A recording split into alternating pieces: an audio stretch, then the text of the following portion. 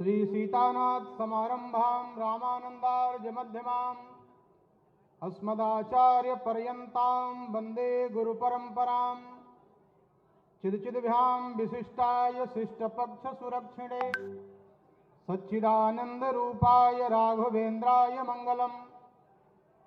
प्रयागराज की इस पावन वसुंधरा पर त्रिवेणी के पावन दिव्य तट पर विराजमान होकर श्रीमद् जगत गुरु रामानंदाचार्य जी महाराज के 726वें जयंती के इस पावन अवसर पर हम लोगों के मध्य उत्तर प्रदेश के यशस्वी मुख्यमंत्री गोरक्ष पीठाधीश्वर पूज्य आदित्यनाथ जी महाराज को पाकर के हम सब अभिभूत हैं और बहुत बहुत स्वागत, वंदन और अभिनंदन करते हैं। मंच पर विराजमान सभी महापुरुषों के चरणों में साष्टांग दंडोत प्रणाम करते हुए भगवान श्री रामानंदाचार्य जी महाराज 13वीं शताब्दी में इस प्रयाग की वसुंधरा पर जहां त्रिवेणी का संगम है, जहां भरद्वाज और याज्ञवल्क्य जी के संवाद से राम कथा प्रवाहित होती है और इसी भूमि से भक्ति के आचार्य श्रीमद् जगत गुरु रामानंदाचार्य जी महाराज का प्राकट्य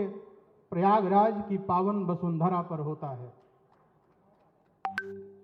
भक्ति के जितने भी आचार्य हैं वो सारे आचार्य दक्षिण के हैं। जिनका भी आप नाम जानते हैं, भक्ति के जितने आचार्य हैं वो सब दक्षिण के हैं।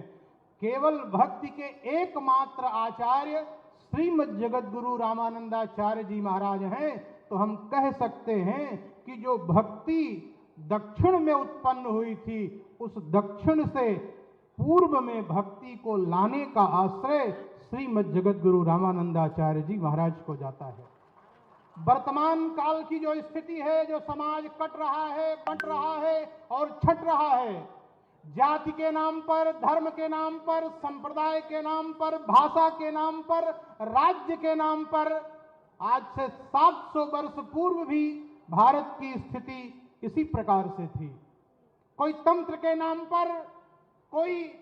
भाषा के नाम पर, कोई संप्रदाय के नाम पर जब समाज को बांट रहा था, काट रहा था और छांट रहा था,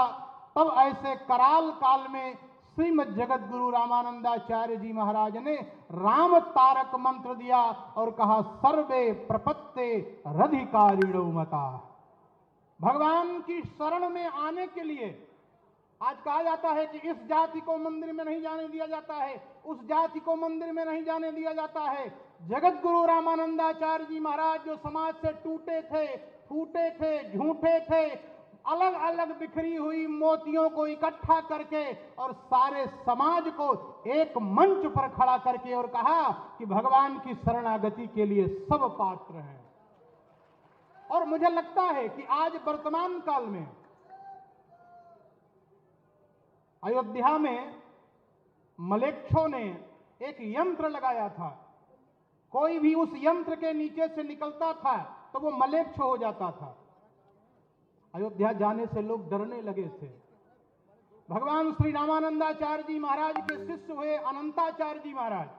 अनंताचार्य जी को स्वामी रामानंदाचार्य जी ने भेजा राम तारक मंत्र का यंत्र बनाकर, और वो यंत्र जो अयोध्या में लगाया गया तो जितने मलेच्छ उसके नीचे से जाते थे उनके सर पर चोटी और तिलक चंदन उनके मस्तक पर बन जाया करता था। यह देन है श्रीमद् जगत गुरु रामानंदाचार्य जी महाराज का। आज के इस परिवेश में जब हमारा समाज पुनः उस जगह पर आकर के खड़ा है कि जब विधर्मी इसके ताने बाने को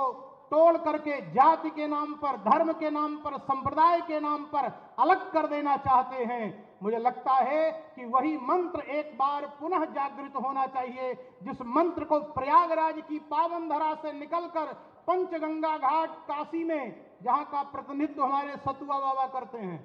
और सतुआ बाबा का अर्थ आप जानते हैं, जहां कोई जाति नहीं, जहां कोई पाति नहीं, जहां कोई संप्रदाय नहीं, कोई भी भक्त आए प्रेम से सतुआ पाए। वो संप्रदाय के आचार्यों ने उस पीठ की स्थापना की। और दूसरी बात,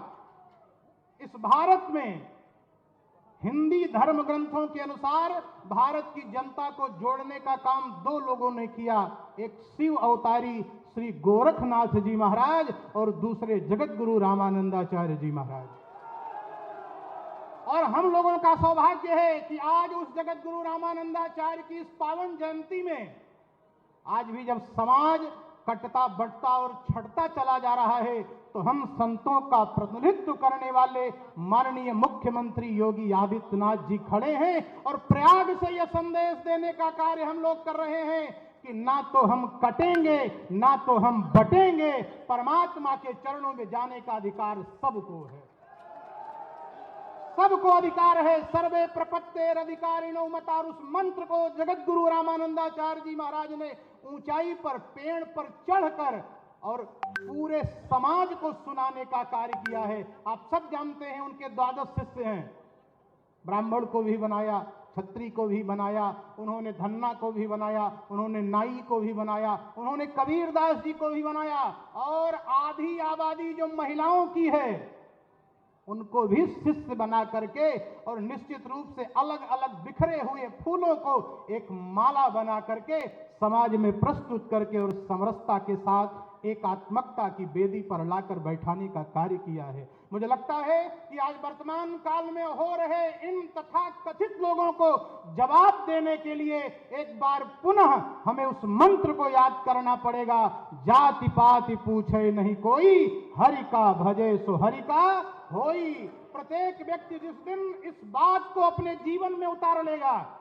सनातन संस्कृति का कोई कुछ बिगाड़ नहीं सकता है। मैं बहुत धन्यवाद देता हूं सतुआ बाबा को कि इस प्रयाग की पावन वसुंधरा पर एक बार पुनः श्री रामानंदाचार्य जी महाराज की इस पावन जयंती पर पूज्य मुख्यमंत्री जी महाराज यहां पर पधारे हैं। मैं महाराज श्री के चरणों में एक निवेदन करता हूं कि पूज्य महाराज श्री ने जिस प्रकार से पूरे उत्तर प्रदेश में